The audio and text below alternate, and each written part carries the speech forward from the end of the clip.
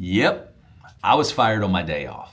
That's actually a true story. It's not just from the titled movie Friday from the 90s. In 2014, I was let go from my role that I had poured myself into. And that loss was a wake-up call. And it taught me something critical. When I received that phone call on a Friday afternoon, by the way, I was sitting in a parking lot of a private golf club that I was going to have a 3-day weekend with my younger brother and playing golf all weekend. I learned on that phone call that my role was eliminated. I was beyond shock. My performance was exceptional. The company had just given me a 6-figure stock reward less than a few weeks earlier. When that phone call finished, my phone went dark. Hundreds of emails were erased from my phone, from my inbox. The text messages started flooding in. Like, what happened? What's going on? And I immediately started to tell myself that I was not good enough. I was creating this new identity of myself in the moment. Even though I had won multiple Leader of the Year awards, I'd received multiple bonuses and stock rewards and all of these accolades, none of those mattered because I started telling myself that that was the phony version of me. They found me out. They discovered really who I was. That was my new identity because of one phone call. But in reality, we all know that that's not really the case, but we feel it in our body, we feel it in our bones, we feel it everywhere. Your identity shifts when bad things happen. But the great thing is, we can overcome that. Think about it for a second. I receive a phone call in the parking lot of a private golf club where I'm about to have a great trip with my brother. And yes, I was fired on my day off. I get that. But everything started to change. I couldn't sleep that night, and nonetheless, I played golf the next day with my brother. I remember being on the golf course thinking that I was having a stroke. My vision narrowed, I got really tunnel vision, my hands went numb, I was profusely sweating.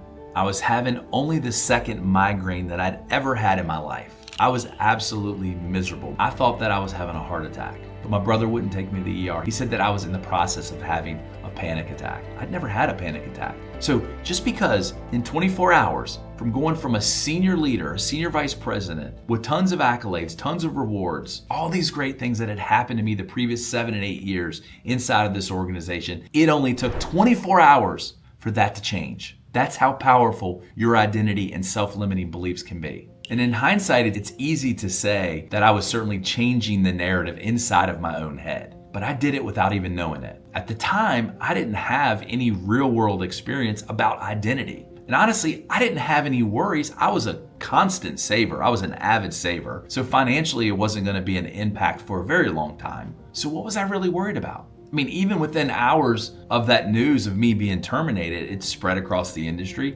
I'd received several messages from people saying that they have job opportunities they'd love to talk to me about. I was still going through the whole panic attack mode. And once again, that's the power of identity, good and bad. I created all of these fear-based scenarios in my head. And these, of course, were worst-case scenarios. And the data is overwhelming that when we have things that we're worried about, that I think it's something like almost 90 or over 90%, that an overwhelming majority of those worries never come to fruition. So what are we really going through in our bodies and in our minds? That we believe these things that are highly unlikely to come true will actually come true. I realize now that I had the power all along to change the narrative, but I just wasn't equipped with how to do it. The world often tells us who we are, who we're going to be, and more or less who we're going to be tomorrow. Sometimes it's our company, sometimes it's our spouse, sometimes it's schools and universities. People tell us what we should be doing, and that's not necessarily living authentically to yourself. But what if you knew in 3 to 6 months, you could shift your entire identity to a new version of the future you? Many of us reach a point where we realize that who we are today no longer fits where we want to go in life. And life will do that to you. Sometimes it's the people you surround yourself with. Sometimes it's the groups of the organizations or your employers, those types of organizations that shape you into being something that you are not. And if you want a different future, it all starts with your identity. So let's talk about shifting that identity. This isn't about changing what you do, but it really is about redefining who you are. At its core, identity shifting is about stepping into the future you. It's a powerful process of aligning your present self with the version you want to become in the future. There are several steps that you can take, and these are simple steps that you can start today. The first is you have to agree to answer the call to change. For you, it might be, man, I feel stuck. I feel like I'm in a rut. I can't break out of where I am. I can't leave this company because I need this job. I need this money. It could be something along the lines. Creating the same daily patterns day after day after day. This is what I call the default future. And many of us have been caught living in that. I certainly was. And sometimes the need to change sneaks up on us. Sometimes it comes via a phone call sitting in a private golf club parking lot saying that your services are no longer required. Or maybe you just feel this uneasy undercurrent of dissatisfaction or misalignment. No matter how hard you work, something just isn't clicking. Answering the call to change isn't about doing more, it's about becoming more. And before you take that action of becoming more, you gotta recognize that you really truly wanna change. And for me, that major wake-up call was in 2014. And at the time, I thought I was gonna retire from that company, from that organization. I was doing extremely well. I loved my team, I loved the organization, I loved what I was doing. I was really at the beginning stages of coaching and developing others. So when I was suddenly out, it became like a significant loss. My first reaction was to do what most of us would do. I got angry once I got beyond the shock, but in reality, ultimately that shock, that anger, that event was the spark that pushed me to stop settling and conforming to what others wanted me to be. And if I hadn't answered that call to make the change, I could have stayed stuck. I could have stayed in that bad identity. If you're watching this and you're thinking, yeah, you know what, I know that feeling. Maybe it's burnout. Maybe it's that feeling of just being stuck that regardless what you do, you can't get out of where you are today. Consider this an adventure, a call to change, because it is a powerful truth. Discomfort and pain is often the best signal that change is required, because change doesn't happen till the pain of staying the same is greater than the pain of change. And these feelings are not something that you want to avoid. They're your mind telling you that it's time to shift your identity, to shed that old version of yourself and embrace the person that you want to become. So what are the basics of shifting that identity? It's not just about changing habits or setting goals. Those are important, but it's about tapping into a different way of being where you embody the traits, the behaviors, the mindset of that person you want to be in the future. Identity shifting involves a few core steps. First, you have to define the desired self. Who is it that you want to be? Start by creating a very clear image of that person. What does this person do? What does this person believe? What does this person feel? Think of it as almost mapping or a GPS to being the future version of yourself. The next thing, you have to align the daily actions, the things that you do every single day. You have to begin to act like that future version of yourself. And I'm going to tell you, this isn't easy. This is actually a step that was really hard for me because I kind of felt phony. I knew that I wanted to be a speaker. I knew that I wanted to coach others in groups and be on stages and tell stories of recovery of trauma and all of the things that I've done over the last 10 or 11 months. But people kind of made fun of that. People were like, who are you trying to be, Tony Robbins? No, I'm trying to be the next Michael Clegg. I'm just being myself. I'm being what is naturally me. But for the people around me, they didn't recognize that version of myself. And unfortunately, some people, some relationships will be lost because of that. The last thing that you have to do is you have to break through the old stories. Break through that old version of yourself. For me, it was conforming to that corporate environment, to that corporate style. And I thought at the time I was being who I was supposed to be, but I wasn't being who I wanted to be, and that was the difference. And it took me getting fired from that job to really realize, and by the way, almost 10 years from that moment to get to be who I want to be. Now, it doesn't have to take you 10 years, especially if you follow some of these steps. All of us have a personal turning point and the power to reframe our past. Reframing is such a critical part. Looking at that termination in 2014 wasn't a bad thing for me. In fact, it was a blessing. It was the push that I needed to start taking the steps of being someone different. The journey's never easy. Everyone says, oh, it's all about the journey. It's not about the destination. Well, that shit's hard. I'm not gonna lie to you. But powerful shifts do happen once you have life's challenges. And I had another crazy challenge and unfortunately an awful accident that happened to me in 2023. And when I experienced the trauma of a fatal accident, that fundamentally shifted my perspective. And not only that, but I lived in the moment of that accident for several months following that. And it wasn't until I was able to reframe,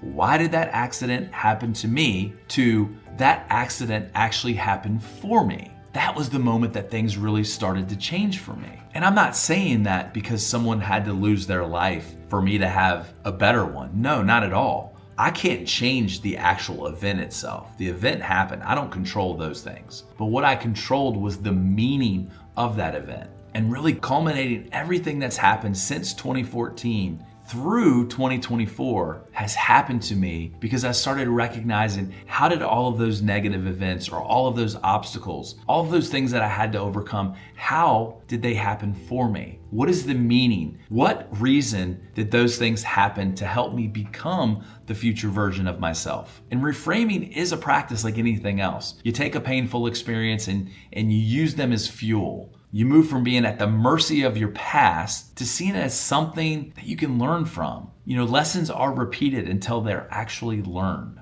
So until you start trying to shift that identity or reframing your past, one of the most difficult things to do is to adopt a new version of yourself, because you will feel phony. But it's a powerful exercise once you start the reframing practice and identifying what's the meaning of that. Maybe you were fired. Maybe you lost a loved one. But maybe those are the things that can be the fuel to becoming the future version of yourself.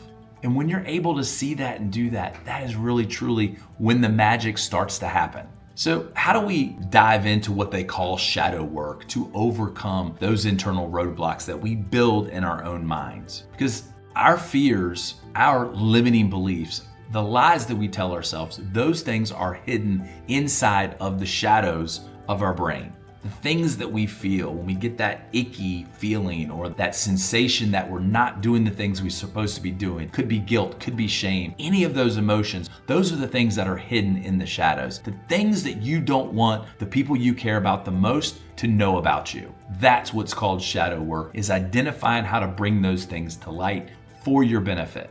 Often what keeps us stuck isn't a lack of desire, it's the unresolved feelings that we have, unresolved fears, unresolved stories that we tell ourselves that in most cases are not even conscious decisions that we're making. They are subconsciously in your brain. Like for a practical exercise or a takeaway, something that's applicable today, try this simple shadow exercise by writing down 3 limiting beliefs that are holding you back. Look at each belief and ask yourself, is this really true? You'll often find that those beliefs only have as much power as you actually give them. And the key is recognizing them and consciously, not subconsciously, consciously choosing not to believe them. The next thing you have to do is really truly visualizing the future self. It's a powerful tool, but a very simple and impactful one. If you spend just a few minutes each day visualizing about the future you. For me, it was, a year ago, I visualized being on a TEDx stage, telling my story of the accident, the story of recovery, the story of overcoming trauma, the story of reframing my past, and all of the things that I've learned over the last 12 months. Because when you do that, you start to cement this image in your mind of truly who you are. Picturing that future self, how they walk, how they speak, how they talk. Vision yourself in that boardroom. Visualize yourself on the stage. Visualize yourself having that difficult conversation. You're creating a blueprint in your mind that starts the shift that works for you. It's helpful to imagine the habits that you pick up. Are you going to the gym every day? Maybe today you haven't gone to the gym in 2 years, but your future version of yourself is health. You see yourself eating healthy food. You see yourself in the gym working out. You see yourself looking at the mirror, flexing by yourself and looking great. Like those things begin to cement itself in your mind. Your behaviors start to change. The feelings about health start to change. It's no longer a burden. It's gratitude that you have of that healthy version of yourself. And when you do this consistently, you're conditioning your mind just as an athlete conditions their body. The next thing that you have to do, and this is a really important part, is consistency and patience.